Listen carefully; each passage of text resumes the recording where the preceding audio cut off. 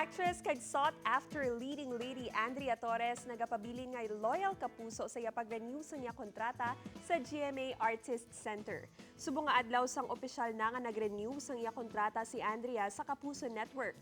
Present sa virtual contract signing si Executive Vice President and CFO Felipe S. Yalong, GMA Pictures President and Programming Consultant to the GMA Chairman Attorney Annette Gozon Valdez, GMA Senior Vice President for Entertainment Lilibeth G. Razonable, Senior Assistant Vice President for Alternative Productions Gigi Santiago Lara, Head for Talent, Imaging and Marketing Unit of GMA Artist Center Simon Ferrer, kagang First Vice President and Head ng GMA Regional TV at Synergy na si Oliver Victor Beltran Amoroso.